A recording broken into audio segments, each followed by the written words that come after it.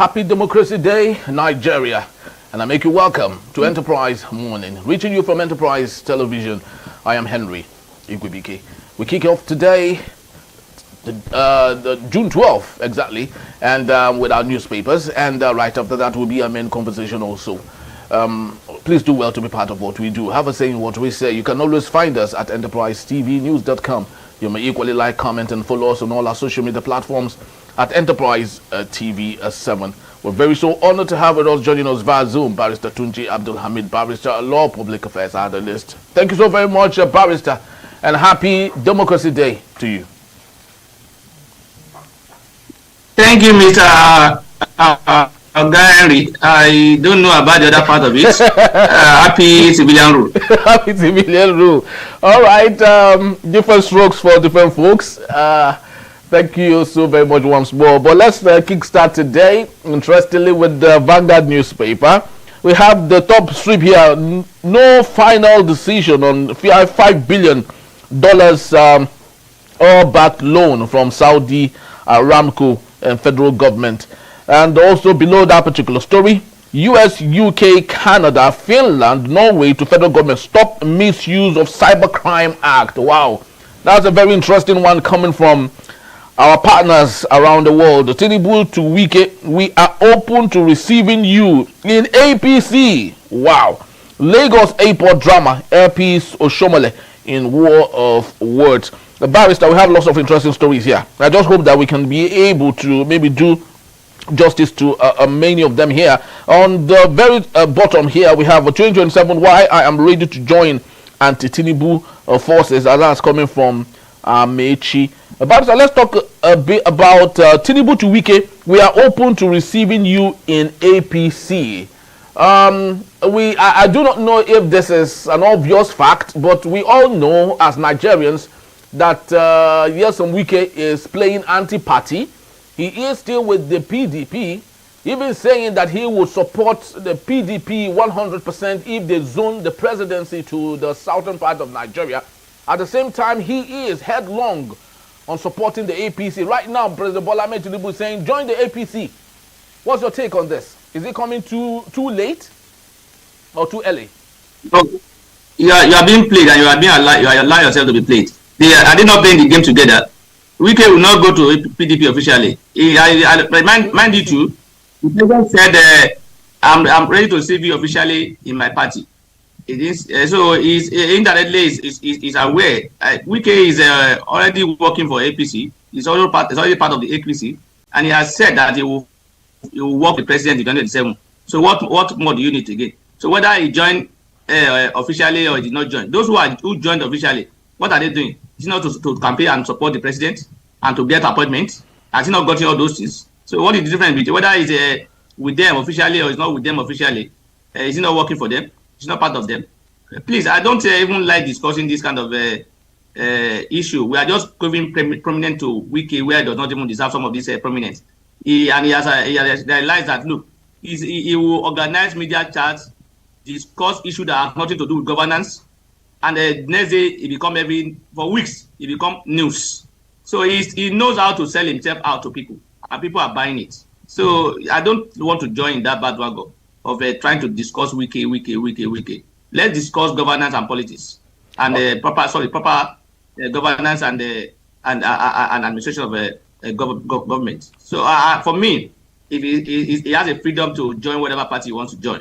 In fact, the best thing for him to if he believes he is powerful and he knows what he's doing well, is to officially dump PDP and join APC. But not doing that it shows that he has no integrity in whatever he's doing. If he believes he has his integrity and is a man of principle, what he should do is to resign from PDP. If you don't believe in what a party is doing, or if you believe the party are not doing the right thing, what you have to do is to either walk away or find a way of correcting it. And if you can't correct it, and it's not only you that can correct it, it's not what you think should be the solution that must be the solution. Because that's the problem we're having. Whatever discussion is being made as to a solution, whatever the solution has been preferred is not in line with what he as a person wanted, then there is no solution. How can we move forward? How can you move forward? It's a deliberate effort, and they know what they are doing. It's a game plan to make PDP what's it called? To deflate PDP so as to, before 2027 election, so as to give APC. He has said it openly. He's going to support PDP, APC, Tinubu. So I'm even surprised where not even to show his manipulation or his double standard. You have said it openly that you are supporting the President Bola Ahmed Tinubu, and you are holding conference again, asking PDP, directing PDP as to where they must show their presidential candidate. What is your concern? Are you going to support that candidate if they even show it there?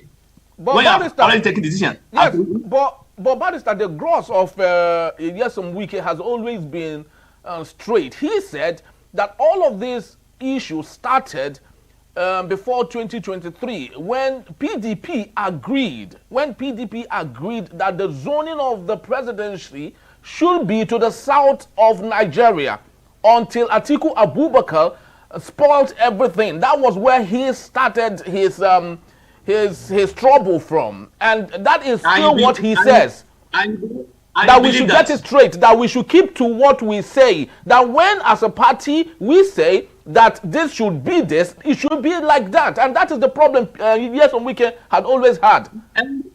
Henry, don't drag me into personal issue. I don't want to join him in that, but I will respond. Yes. Because people are being, it's not as if people don't understand. They, because of that sentiment, they also pretend as if we believe in what Wike is saying. Wike is talking about Atiku, the zoning formula. Where is the zoning formula? Did he not contest the 2023 primary election? Did he not at that primary say that he will support any candidate that emerged? Was what's it called? The governor of Benue State then, not the chairman of the committee to decide on zoning. What was their report? They say everybody should contest. Was that same governor of Benue State not part of those who are saying injustice, that they should take it to, it should have gone to sort? Where were they? They were playing you people, and you people are buying it. It's their personal interest. There is a game plan.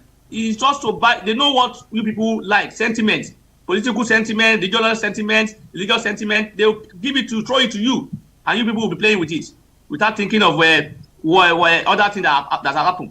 This is the same man that came to the party to the election primary convention, said openly that he will support any candidate that emerged from the convention, not minding, and is aware that it's not only people from the south that are contesting. So what are you talking about? We are talking as if most times when these elections are done, what this primary are done in PDP, unlike APC, we talk as if they just pick Atiku Abubakar and give the ticket to him. They will speak as if there was no election. We speak as if that it was just a what's it called, Baba Sokwe arrangement. It's not. There was proper election. In fact, if not for withdrawal of Senator Tambua, Mr. Wike probably would have emerged. Yes, very true. As a candidate. Very true. So what are we talking about? His game plan did not work. Oh, okay. And he lost out. He lost out, and when he was not given the vice presidential candidate, he became more angry. And that thing, he has not recovered from that defeat of that primary. That is the problem he has. That is the truth. He'll be telling you he's fighting for the South. He's fighting for him. It's the lie. He's fighting for himself. He's fighting for himself. His personal interest. All of them. All of them. He was not the one that chased Peter Obi out of PDP. Yes. Because he will not allow Peter Obi to emerge. Or to give support to Peter Obi or other people to emerge. Because he wants to be there. He was the one that installed about 3 chairmen of the party, and he was the one that orchestrated their removal for personal interest. And you see, when people believe that because of the so many formula of the party, where is even stated in that party constitution or in Nigerian constitution that when the president is from the south, the next person must come from the north? It's not a party arrangement. Yes, very true. Must we follow? Must PDP follow APC arrangement? What are we talking about? We like sentiment in this country, and they know that, and they will throw it to us, and we will start buying it.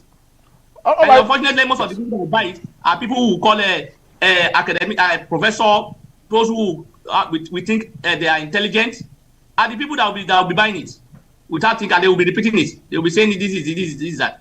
Yes, he may not be proper, but I think he was all on peak. He was all on peak. He was elected. All right.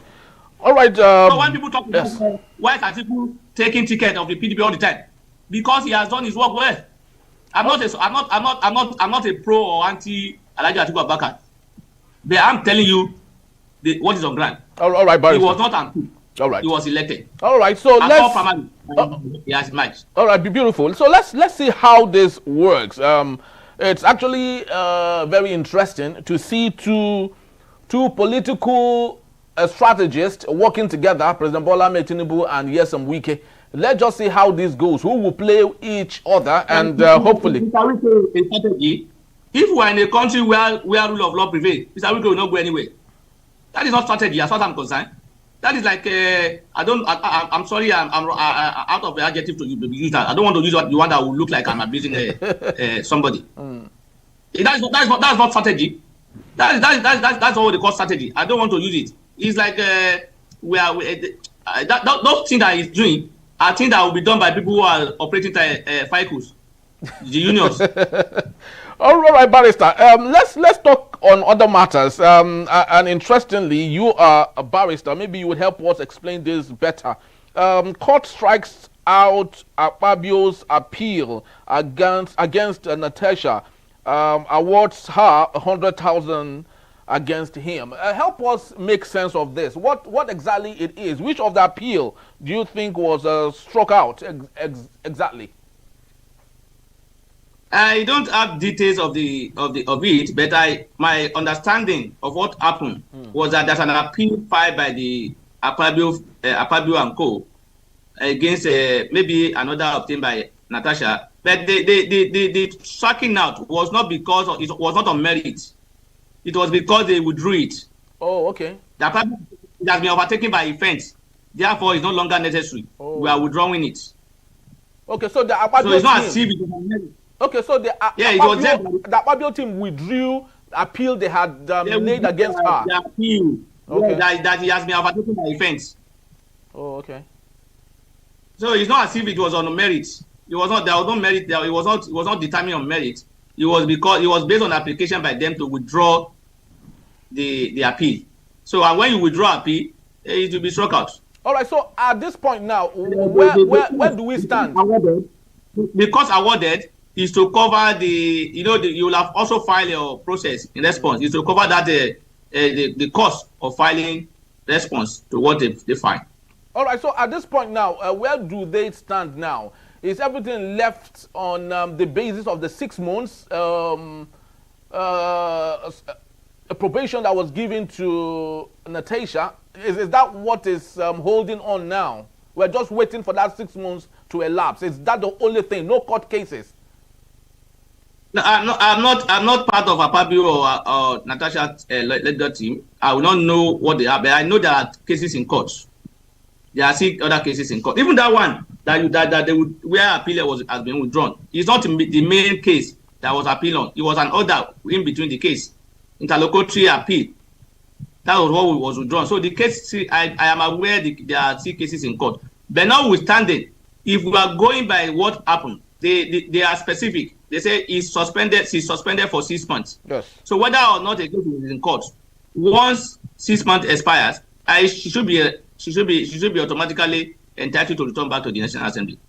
All right, beautiful. Let's move to the Guardian newspaper for today, and we have yet another story here. Tinubu awaits the Wike's defection as PDP Momodu caution on civilian dictatorship. And also below that story, demand for foreign goods falls as Nigeria's import drops by 7% in Q1. APC or Shomole Bika over unruly behavior at Lagos Airport. Barrister, let's take a look at demand for foreign goods falls as Nigeria's import drops by 7% in Q1. Economists have stated there are 2 ways a country makes its money. It's either by taxing the people or stimulating the economy. As it stands today, the administration of President Bola Ahmed Tinubu makes money from Nigeria, from Nigerians by taxing them. And that is as a result of importation of goods into the country. But right now, it's stated here that importation has fallen. And where does this leave us exactly? It's not only by taxing, no. It's both. The country can move forward by ensuring that, look, you do the right thing. You ensure that you do more exportation rather than importation. You do more of you ensure that people who are supposed to pay tax, their taxes are paying their taxes as not the one that you impose a hardship on the people and still expect people to pay tax on hardship. But for me, I am not an economist, but I know that our economy is not moving the way it is. What I hear is paper statistics or paperwork. The reality on ground is not showing that anything is changing well. We are not moving well in terms of economic. Only those who are seeing the changes that we are having are people in government or people loyal to the people in government or supporters of the party in government. Are the people majorly seeing the benefit of what has happened or what we have been doing here. Our policies are not, these things, we are not expecting miracle. And that's why I think this government is looking at. Most times they will not take steps and they will be expecting that things will change. You must, for things to change the way you want it to do, it must be, and that's why they are saying, look, you look at your importation and exportation activities and see which one and see how to improve on it, whether to discourage importation and encourage exportation. You work towards it. You put plan in place. Not that you just hope that thing will just happen. It doesn't happen like that, and that's what they call miracle. And that's what the government are doing. They are just hoping that things will change. Of course, they're hoping that things will change, especially with the weakening nature of crude oil in the international market. Remember, our budget, 57.6 trillion naira, was benched on the crude oil sales. Of course, it has fallen below $70 per barrel. And we are really trying to see how we can fill in that deficit. And it's still a big problem. Well, Barrister, just before we let it loose on this particular segment, the Punch newspaper today will still have it. Democracy Day tension. Protesters mobilize as Tinubu addresses NAS. And we equally have all the matters here.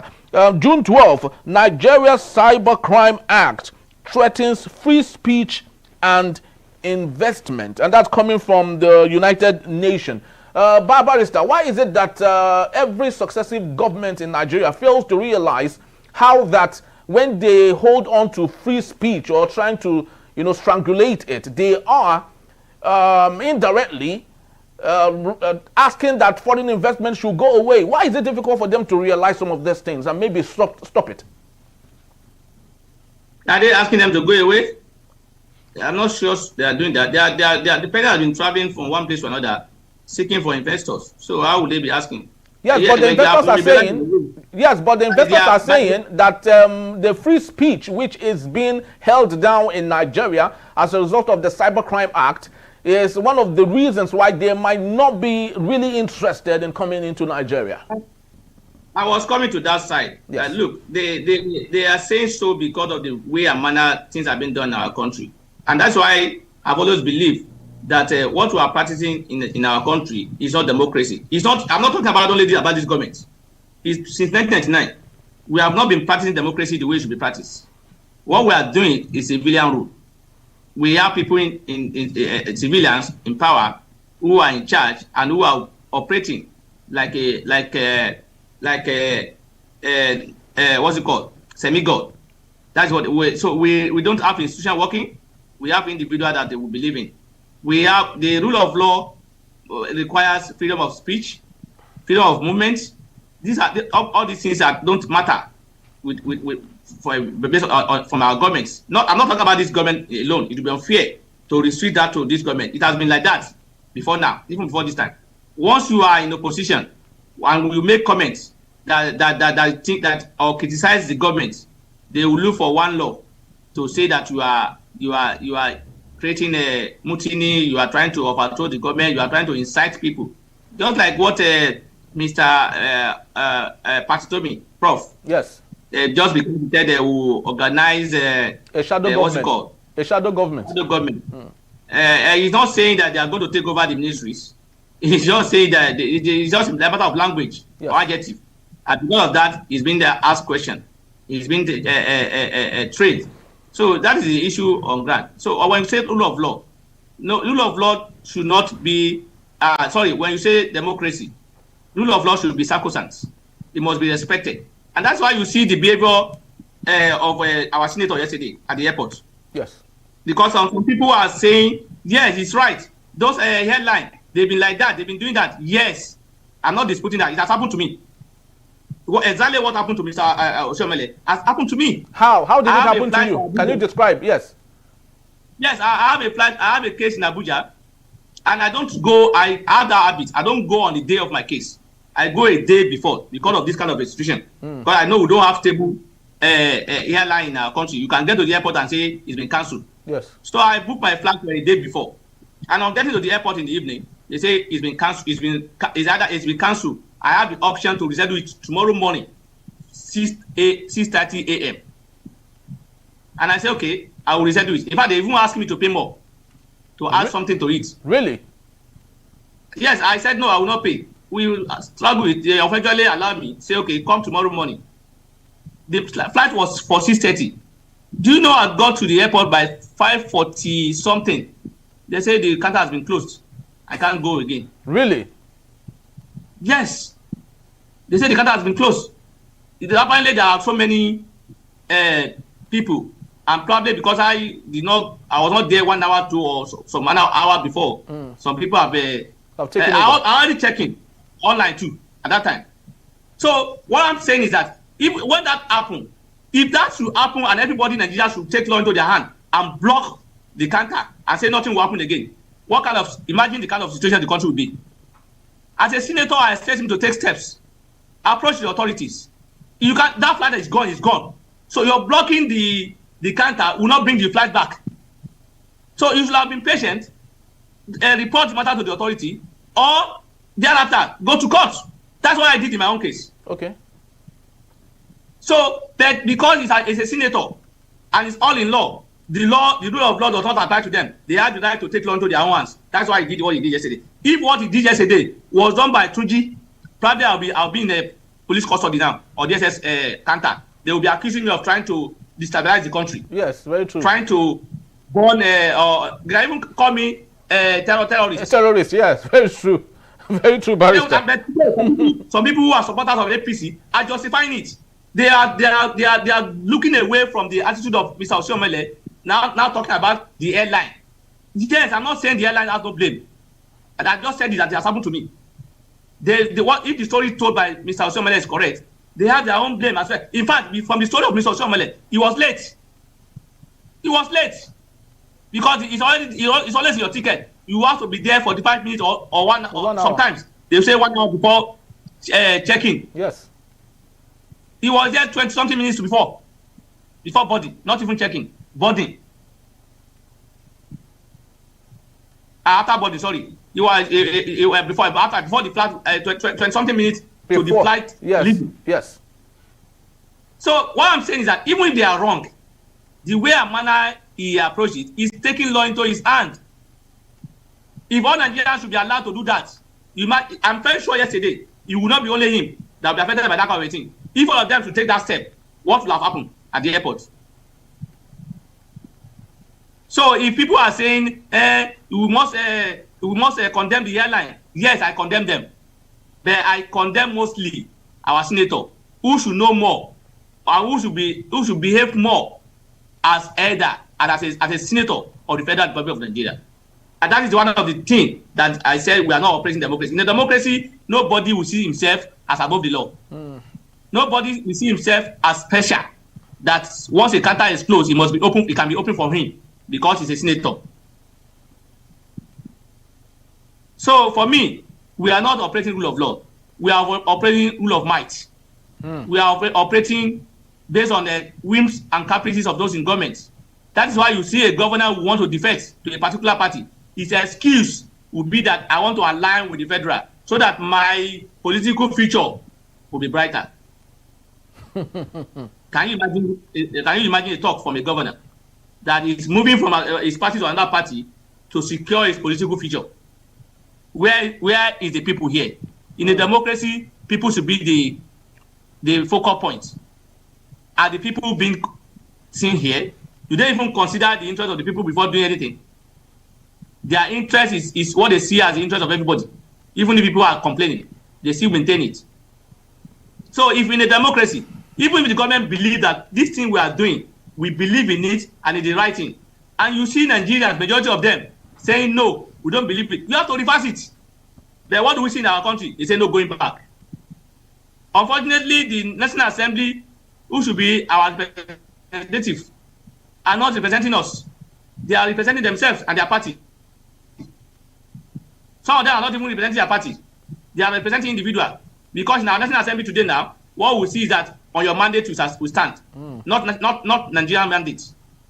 On the mandate of the president. And I will not be surprised if today again, when he will be delivering his Democracy Day speech, they will not say your mandate will stand. How can you stand on the mandate of the president when Nigeria gave you mandate? The mandate. What happened to the people? What happened to the interest of the people? So I cannot say we are practicing democracy. Because if you are passing democracy, National Assembly member or National Assembly say, oh, we will not see the of the executives.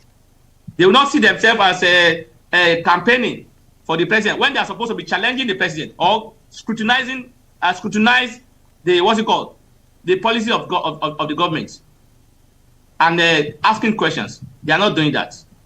What they are doing is to do paddy and policies. Baba Fela son comes in here. Paddy government. Yes. And we are not in democracy. Apart from the time. With all this, I can't say we are in democracy. And I totally agree that when you begin to apply law to hunt people, you are not helping the country. Some people will not believe in the country. Some people will believe that since there is no rule of law, there will be no investors will not be confident. They won't have the confidence to come because once they will believe that once there's a dispute in their contract or anything, where would they go to? It's about lack of respect for rule of law. Because even if we go to court and judgment are given against the government, most of them are not obeyed. These are the issues. These are impediments to the development of our country. Until those are done, I can't say we are in democracy. We are in a civilian rule. Very, very true, Barrister. And this is not just peculiar to us in the third world, in Nigeria. Even in the first world country, we can see what's happening today in the United States of America, where Donald J. Trump is behaving more like a third world politician. And we can see the effect already in the economy of America. Tourism in the United States has nosedived. Lots of people are no longer interested in the United States of America. Neither do they want to do business with the country. And this is as a result of those in authority not allowing for freedom of speech, not allowing for rule of law to work, and it's so very unfortunate. Thank you so very much, Barrister. And just to let you know, Barrister will be here to take us on our main conversation. That is when we return. PDP ACF Afenifere laments the decline of democracy under Bola Ahmed Tinubu. That in a beat is still Enterprise Morning. Please don't go anywhere.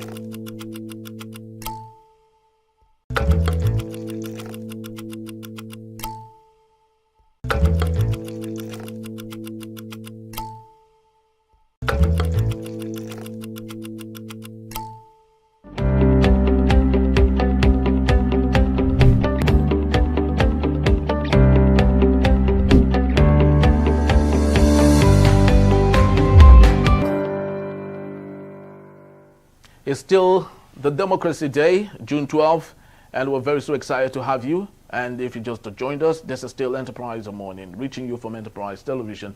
Let's get talking on our main conversation for today. As Nigeria marks 32 years since the annulled June 12, 1993 presidential election won by Chief Moshood Abiola, political parties and regional groups have voiced concern over what they see as a decline in democratic governance under President Bola Ahmed Tinubu and All Progressive Congress APC. While June 12 is officially recognized as a Democracy Day, critics argue that the current administration under President Bola Ahmed Tinubu's policies, including rising insecurity, economic hardship, and suppression of dissent, using the Cybercrime Act, undermine the democratic ideals the day represents. The People's Democratic Party (PDP) criticized President Bola Ahmed Tinubu for abandoning the democratic principles he once championed during the NADECO pro-democracy movement. They accused his government of authoritarian tendencies, disobedience to court orders, and erosion of civil liberties. The Arewa Consultative Forum (ACF) echoed similar concerns, lamenting the lack of progress in democratic values like free election, judicial independence, and accountability, noting that true democracy in Nigeria remains distant. Afenifere, while recognizing progress since 1999, described Nigerian democracy as still a work in progress. The group called on civil society and progressive forces to remain vigilant and committed to strengthening democratic institutions. But despite the challenges, all the groups agreed on the need for urgent reforms to preserve and deepen democracy in Nigeria. I still have with me Barrister Tunji Abdul Hamid. Thank you so very much, Barrister, for hanging on. Thank you for having me. All right, so Barrister, let's get talking on this particular matter. Although we had done a little bit of that during our newspaper reviews, but let's get into, in-depth analysis on 32 years after the annulment of June 12. Already we have President General Muhammad Buhari, who had come to clarify that it wasn't him that annulled the election, it was General Sani Abacha. Unfortunately, General Sani Abacha is no longer with us, but the family, just a couple of days back, we celebrated his 27th passing. The family, especially the wife, said it wasn't the husband's cause. So who do we blame now that IBB is saying it's not him? The family of General Sani Abacha are equally running away from that responsibility. Who do we blame, just before we get into other matters on democracy? Now, should we be looking about who are not or who did not annul? Who made the pronouncement? Should we be debating that? Who made the pronouncement? Who made the broadcast? So whoever made the broadcast is the one that annulled. I don't want to double into whether or not it's this and that. If I give you a report and you read it out, yes, we are together in it. Then you read it out, and that's not your own case. Not different from their own case. The president, the Babangida at that time was the commander-in-chief, and he has a final say on everything. Everything lies on the table. So if they present that to him to say, go and read it, and he said, no, I don't believe in it, I cannot do this, this is not proper, will it that happen? So please don't let us justify or because Abacha is dead. That's why all these things are being played on it. In fact, for me, all this issue of Abacha loot, I don't believe everything is Abacha loot. Really? If Abacha was to be alive today, if he was to be alive today, you see them energizing him. If Babangida was not to be alive today, most of these things you are not hearing today, you will hear it.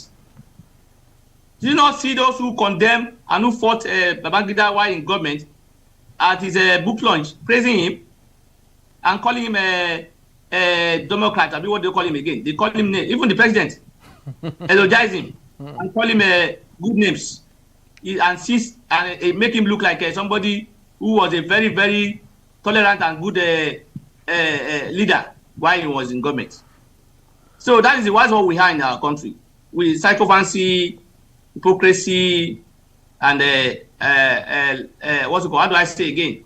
We don't like saying the right thing or the truth. We like what we call the diplomacy. Some people will tell you when you say things the way it should be, they tell you, you don't talk like that. You use diplomacy to do it now. You just bend it. As far as I'm concerned, diplomacy is asking me to tell lie. He's asking me to color the truth. That's why I say as diplomacy. When you say you see the right thing and you say the way it is, they say no, you should have done it this way. You are asking me to bend it, to color it. So for me, it's not in doubt. As far as I'm concerned, whether President Babangida said it or not, though, as far as I'm concerned, he was the one in charge at the time. And no one else can tell him what to do.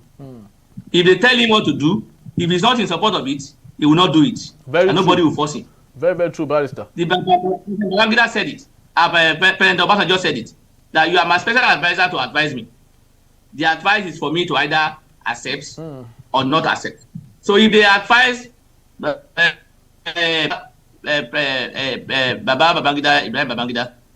if they advise him to annul the June 12th, and he agreed with them, and he did not ask for proper questions, he did not ask proper questions before doing so, I will blame him. I will not blame another person.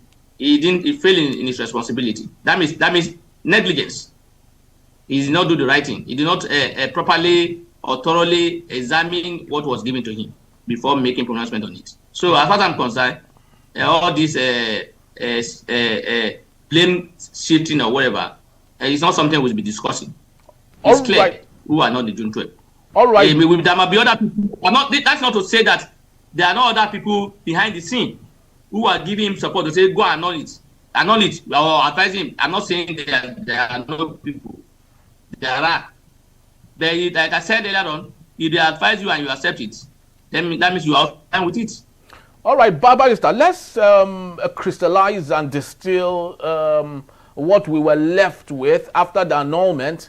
Let's start from 1999 to 2007, and the man in charge was President Olusegun Obasanjo.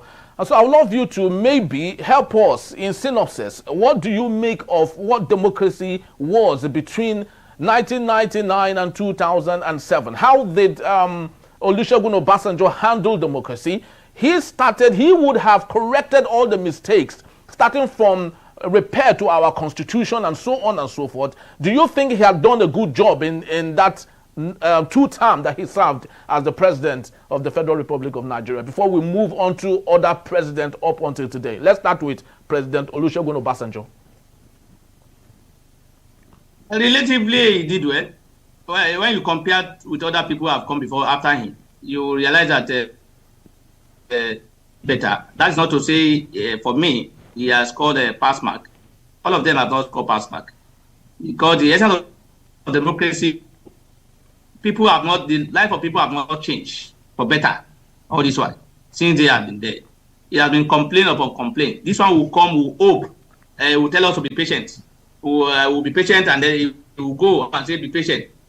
So they've not done proper work in terms of laying foundation, in terms of building on the foundation, in terms of whatever. All of them were overwhelmed by their personal, and that is the reason why it is not so easy. They are not able to perform democracy. Democracy, government of the people, that is the popular definition of democracy. Government of the people, by the people, and for the people. So if people, can we say that at the time when President Obasanjo was in power, people are the one electing people who want to represent them? There are no imposition. Our election, there are free and fair election. The answer is, to me, no.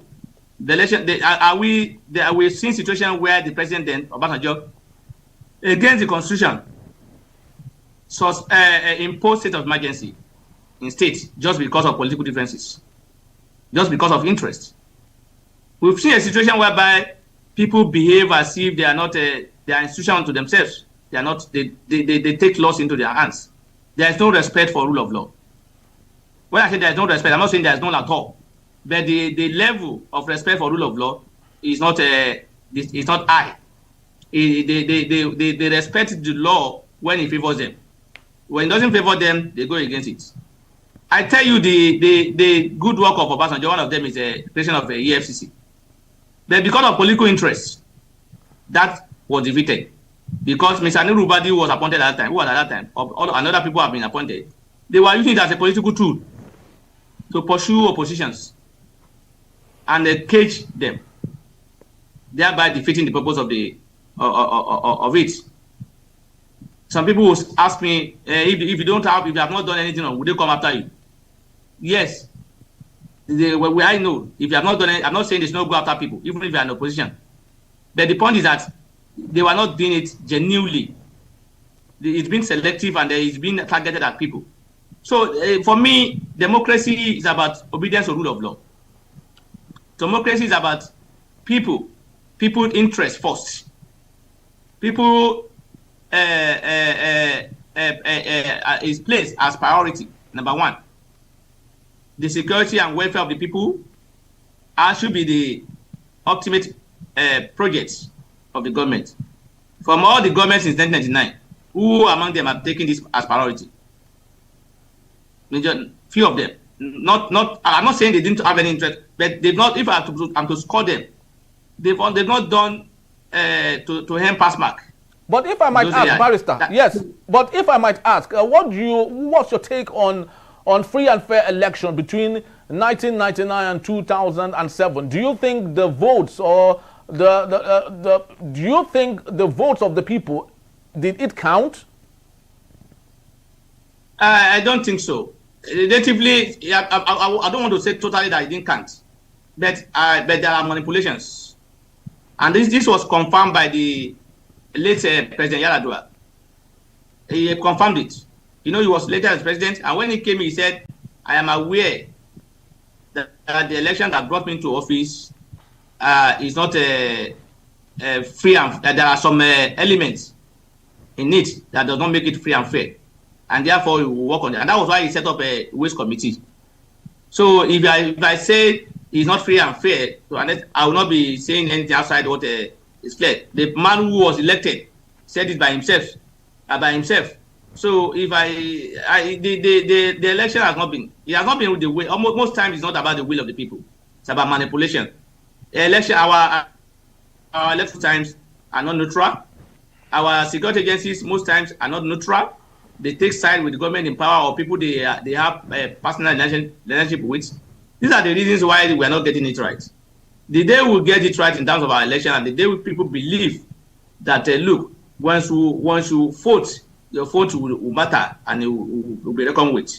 That is the day we are going to have a change, and that's why that is the day you will not see politicians just decamping anyhow or just treating you anyhow. They will want to deliver, because as it is today now, if you are a sitting governor or president or minister or senator or assembly member or whatever, you don't believe that your work is what will return you to office. Be loyal to the governor or loyal to the president, or not be in the good book of the president or the governor. Once that happens, then you are likely to be secured, and that's why you see some of the governors running to APC today. They are trying to secure their political future. It's not that's not my word. That is the word of an Akwa Ibom governor. He said he wants to secure his political future. So it's not if they believe that look, your performance,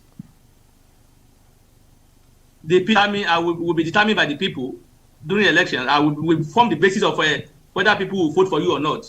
You work well, but because today that does not matter. What matters is that just being in the good book of the president, just being the ruling party, just align with the people in government or in authority, then you are likely to see. You have confidence that 70% you are likely to you get what you are looking for. So for me, democracy is about people. Democracy is about rule of law. Democracy is about the response of the government to the needs of the people. All right, Barrister, let's we have been doing the same thing all this year. Everybody will come in, and the issue they will be discussing and they will be talking about is road and electricity. Road, this one will come this year. They will say what he's doing is road. People will say we've never seen this before. He will go the next year. You will think nobody has come before and nobody has done any road before. He will also come and they will say Abuja that we are talking today, that they are praising Mr. Wike, that he has done fantastically. Yes, he may have, but that is not new. El-Rufai turned Abuja to where it is today. El-Rufai started it. He turned it to where it is today, and that is the essence of government. Some people will do something, you will come and take it up. Then what do we see in our own country? Some people will start something, some people will just take it up, and they will make it look like those who have come before have not done anything. You can see the recent commissioning of the International Conference of Abuja. Somebody, Babangida, started that, built that conference, I think 1991 or so, I can't remember. Somebody came and just innovated it. And it was changed to his name. And what was the reason? He had shown So the person that backed that international conference did not show good leadership. They showed good leadership by telling them that this is not our standard, improve on it. So those who think of it or who thought of it and say, look, we need an international conference, did not do well. They are not leader. Just because that standard, that what is the standard of today? No. What at the time it was put in place, that was the standard. So what we are supposed to be doing is to improve on it. And that's what the Mr. Wike has just done. He has improved on it. But that does not mean it's a new thing or something that is unprecedented. No. And as far as I'm concerned, we are more even concerned about what we see democracy in Nigeria today now is about building roads. Once you are building roads as a government, people will start praising you. You are the best. You have done anything that anybody has not done before. When are we going to move out of this building of roads as a democracy dividends? We are 30. How many years now? You say we are in democracy for how many years now? 20-something years, 26 years. Yes. We are still talking about lack of electricity. Yet we are talking about lack of a good health facility. We are talking about lack of quality education in our country, lack of standard schools, public schools in our country, and we have government coming every year, budget trillions of naira for these things, and nothing is happening. And somebody want me to say to clap and say, well done, we are moving forward. We are not. We are not moving forward. All right, Barrister, let's maybe yes. Are moving forward. But the country is not moving forward. Yes, very so true. Femi Falana, SAN, on an interview, he said that it's the current administration of President Bola Ahmed Tinubu only is concerned about the welfare of the elite, the big people in the society. Of course, the Senate President, Akpabio, was singing everything is getting better. And Femi Falana, SAN, said it's definitely not Nigerians, but to the elites that are getting better every other day. How do you justify the statement of Femi Falana, SAN? It's in line with what I've just said. Things are getting better for those in government. And that's what I'm making it. Some individuals are improving. When I say these individuals we're talking about, they're not even 0.something% of the entire country. Only people who are privileged to be in government or those who are associated with government. Those who are making it are people, and that's why you see most of the people who call our business mug or whatever they call it. They are always call it Rajib or government in support of government in power, and that's what's building their businesses. Because without government support, they can't grow. Those people you call rich men today would remove his support. And that's why Nigerians are not growing, because the government did not give them support. So if the government has given support to masses, the way they give support to the individuals who are business gurus or who are called business groups because they have access to government money, Nigeria would have been better. So that kind of access or enabling environment, given to people we call our entrepreneur or whatever they call them, or successful businessmen, if it's given to majority of Nigerian masses, Nigeria will not be what it is.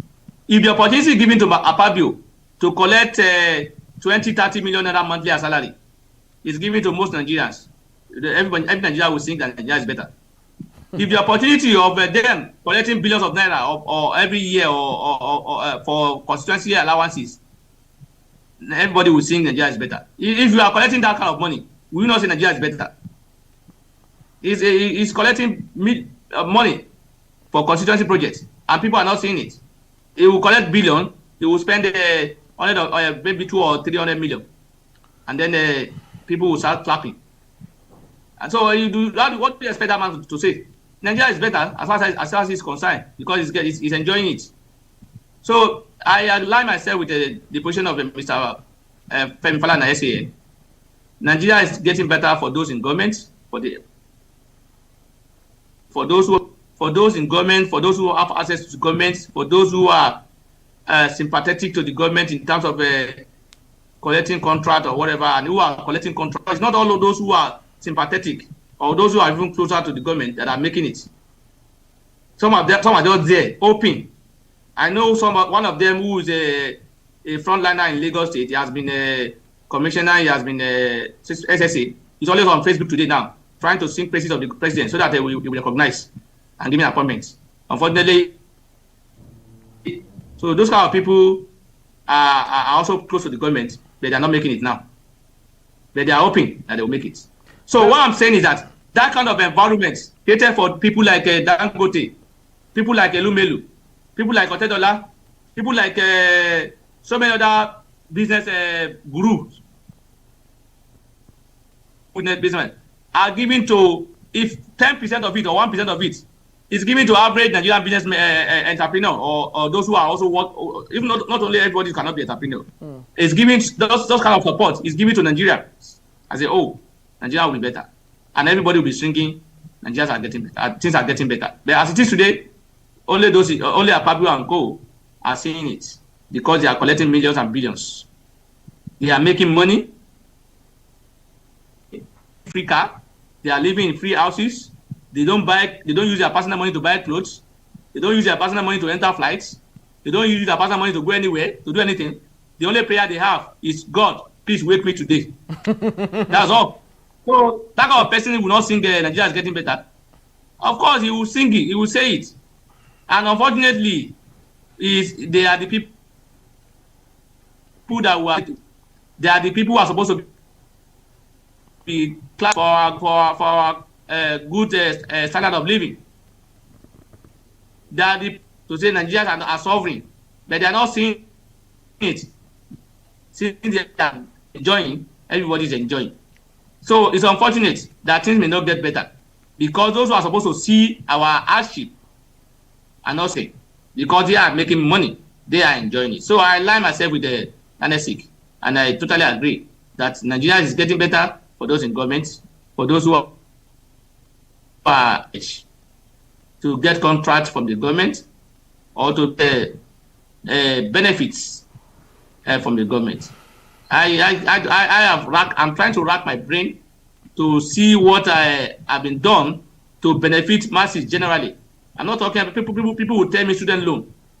Student loan for how many people? Student loan that will not come even that will come after leaving when some students have left their schools. It was introduced because the government create more hardship. They created more hardship. The school fees that was 20,000 naira became 200,000 naira.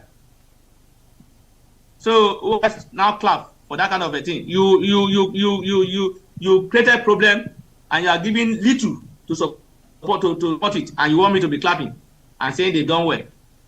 I will not do that.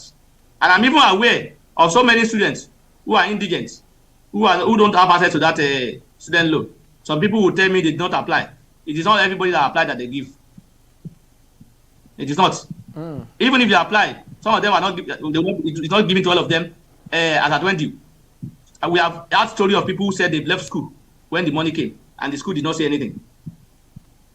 So at that time when they were in school, if they don't have alternative of how to pay their school fees, what will happen? What will happen? Will the school allow them to say, look, since we know you have applied for a student loan and we know your money will come thereafter, would they allow them to be in school without that? They have to find alternative. But that means the essence of the student loan have been defeated. Tell me again what you will see. Most of the ministers, what you see them see is grammar. They speak grammar. They will start talking about what they have done. You will look at the ground, you will not see anything. They won't tell you what they have done. They will start speaking grammar, and you will not look at it, and you will not see. The only one you are seeing physically is the one the Wike is doing now, the road, and because and then the Umai is also doing some road that we are seeing. And that's not to say if I'm to mark them.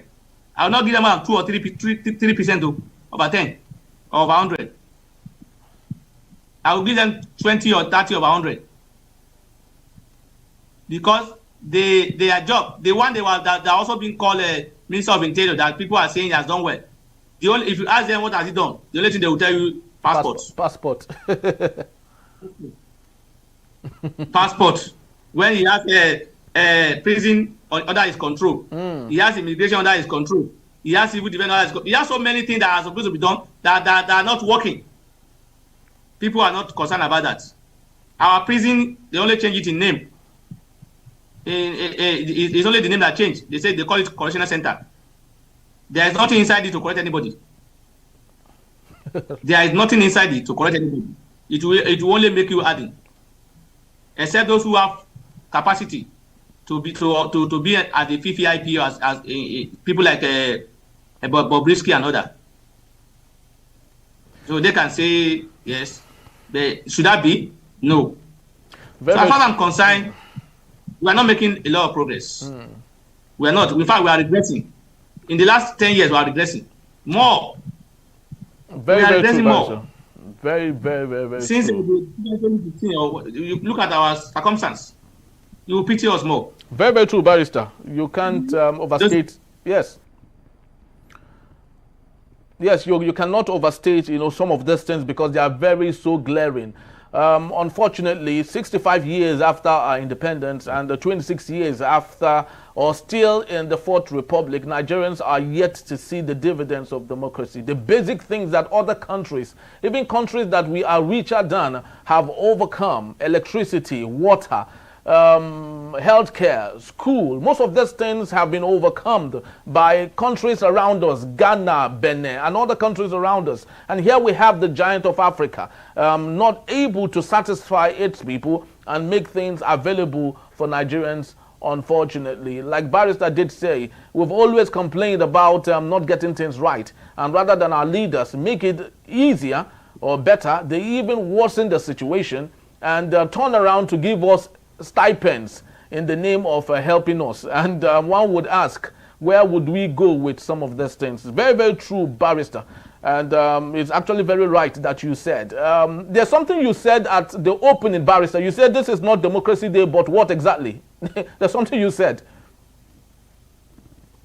I said for me, it's a civilian. It's not. We are not operating democracy. We are operating civilian rule. Yes, very true. Operating civilian rule, Barrister, and that's so very true. Yeah, if you are operating democracy, rule of law will be sacrosanct. If you are operating democracy, people's interest or people's will be the major priority. This welfare, security of the people will be the major priority, and the voice of the people will be the top. And whatever they wish is what the government will do. But what we see today is whatever the government is looking for is what the people must accept. Very sad, Barrister. Thank you so very much for... Yes. Yes, that's true. That's not democracy, that's civilian rule. Thank you so very much, Barrister. We truly do appreciate you once more. Thank you for having me. It's my pleasure to be with you. All right, thank you, sir. That's just about the time we have. I'd love to say thank you to you for making this a date. We truly do appreciate you. It might be sad and gloomy, but let's continue to hope and pray that Nigeria would be better. Nigeria would be the Nigeria everyone is excited for. We shouldn't give up hope, knowing that we're still together. United we stand, divided we fall. So let's continue to hope that we would be together so we can achieve the great Nigeria that was made possible by those who started it. Thank you so very much once more. Please do well to visit us. You can always find us at enterprisetvnews.com. You may equally like, comment, and follow us on all our social media platforms at Enterprise TV7. I am Henry Gwibike. Thank you for watching and have yourself a splendid Democracy Day. Bye-bye from us.